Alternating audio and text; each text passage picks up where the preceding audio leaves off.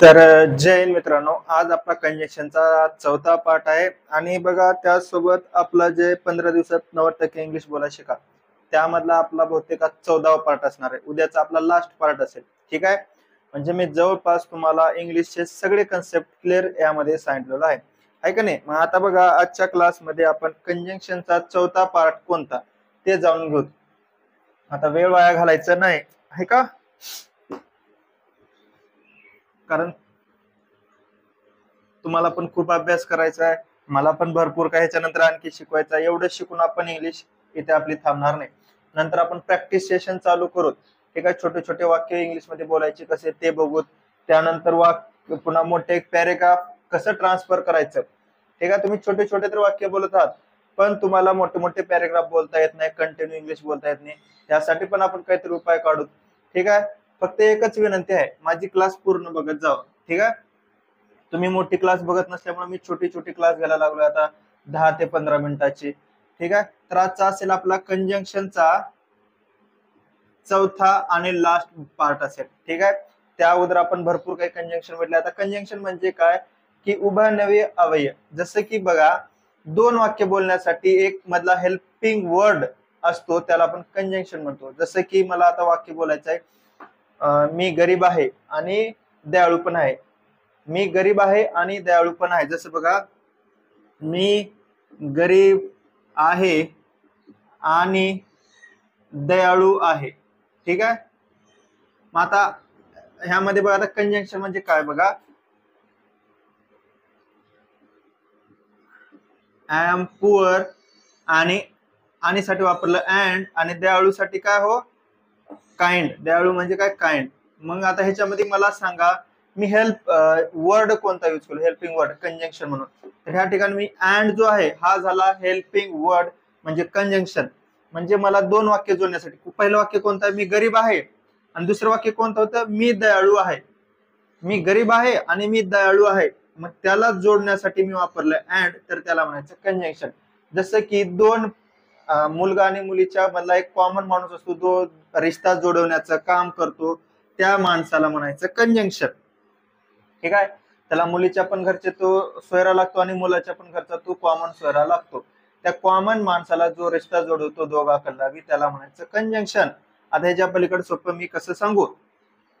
ठीक आहे, तर आता कंजंक्शन मध्ये बघा, आता आपण पहिलं बघू आयदर ऑर. आयदर ऑर, आता ह्याचा अर्थ काय होतो, एक तर हे नाही तर ते. ह्याचा अर्थ होतो एक तर हे नाही तर ते. आपण एकाला म्हणतो बा, एक तर मला बोल नाहीतर त्याला बोल, एक तर हे काम कर नाहीतर ते काम कर, एक तर इथं बस नाहीतर तिथं तर बस, एक तर इतिहास वाच नाहीतर मग भूगोल तर वाच. तर ते वाक्य बोलण्यासाठी आपल्याला हे शब्द माहित नसतात, आयदर और हा शब्द माहित नसतो, त्यामुळे आपण इंग्लिश बोलू शकत नाही. ठीक आहे, आता पहिलं वाक्य बघा की आयदर, आयदर नाही रे बाबा, either help me, either help me और हेल्प हर. आता ह्याचा अर्थ काय झाला, आयदर हेल्प मी, एक तर मला मदत कर. याचा अर्थ होतो एक तर, आयदर म्हणजे काय, एक तर काय कर, हेल्प मी एक तर मला मदत कर. ठीक आहे, और म्हणजे काय, नाही तर. औरचा इथं अर्थ होतो नाही तर. हर म्हणजे काय, तिला. एक तर मला मदत कर, नाही तर तिला मदत कर, नाहीतर तिला मदत कर. ठीक आहे, समजलं. मग आता हा झाला कंजंक्शन, आयदर आणि और हा झाला कंजंक्शन. याचा अर्थ काय झाला, एक तर मला मदत कर नाहीतर तिला मदत कर. गुड. आता आपलं दुसरं वाक्य बघू.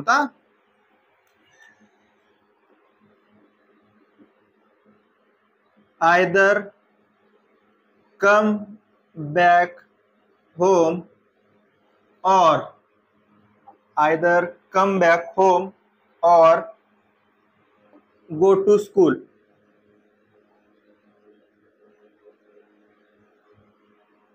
तू येणार नाही तर मित्रांनो, गो स्कूल.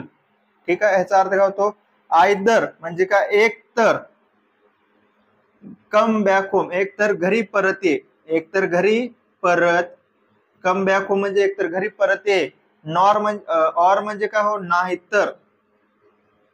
नाहीतर गो स्कूल, शाळेला जा, शाळेत जा, गो शाळेत जा. ठीक आहे, तू बी लिहिलं तर चालतंय, नाही लिहिलं तरी बी चालतंय मित्रांनो. ठीक आहे, एक तर घरी परत ये, नाहीतर शाळेत जा. आपण आपला मुलगा जर शाळेमध्ये चालला, ठीक आहे, अचानक त्याला वाटमध्ये का तर बघा बाथरूम आली, त्यानं कोणाच्या तर मोबाईलवर फोन लावते, मम्मी आता मला बाथरूम आले, मम्मी काय म्हणते मग माकड तोंड्या, एक तर घरला परत ये, नाहीतर शाळेत जाऊन कर बाथरूम, तुझ्या शाळेच्या बाथरूम मध्ये. ठीक आहे, तसं. आता तुम्हाला एक बघा प्रॅक्टिस सेशन म्हणून एक तुम्हाला एक वाक्य देतो. एक तर मला बोल, नाहीतर त्याला बोल, ह्याला इंग्लिश मध्ये काय म्हणायचं तुम्हाला कमेंट बॉक्स मध्ये सांगायचंय. एक तर मला बोल, नाहीतर त्याला बोल, ह्याला इंग्लिश मध्ये काय म्हणायचं तुम्हाला कमेंट बॉक्स मध्ये सांगायचं आहे. ठीक आहे मित्रांनो.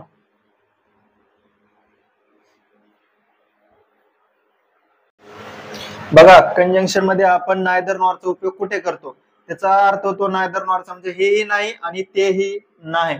जसं बघा पहिलं वाक्य आहे, Shyam is not a doctor, he is not a good person. याचा अर्थ काय होतो, श्याम डॉक्टर ही नाही आणि तो चांगला व्यक्ती पण नाही. ठीक आहे, श्याम डॉक्टर पण नाही आणि तो चांगला व्यक्ती पण नाही. आता मग नायदर नॉर कुठं लावायचं, जे कॉमन शब्द आहे तो काढून टाकायचा. जसं आहे इज नॉट अ, आणि इथं पण आहे ही इज नॉट अ, म्हणजे श्याम साठीच आपण ही वापरले, श्याम साठीच आपण ही वापरलेला आहे. मग हे बी काढून टाका आणि त्या ठिकाणी लिहा श्याम इज, इथे इज राहिला, Shyam is neither a doctor, Shyam doctor ही नाही आहे आणि नॉर अ गुड पर्सन म्हणजे तो चांगला व्यक्ती पण नाही. आता लगेच दुसरं वाक्य बघा, Golu is not my bro, he is not my friend. Golu माझा भाऊ पण नाही, गोलू माझा आणि तो माझा मित्र पण नाही. आता ह्याला नायदर नॉर मध्ये कसं करायचं, कॉमन काढून टाका, नॉट माय आणि ह्याच्यामधलं he is not my common आहे, कारण गोलू साठीच आपण हे वापरलो. ठीक आहे, दुसऱ्या वाक्यात मग ही बी काढून टाका, इथं पण नॉट आहे, इथं पण नॉट आहे, हे काढून टाका, माय आहे, माय काढून टाका. मग ह्याचा अर्थ होतो Golu is neither my bro nor friend. Golu माझा भाऊ नाही आणि मित्र पण नाही. ठीक आहे, समजलं.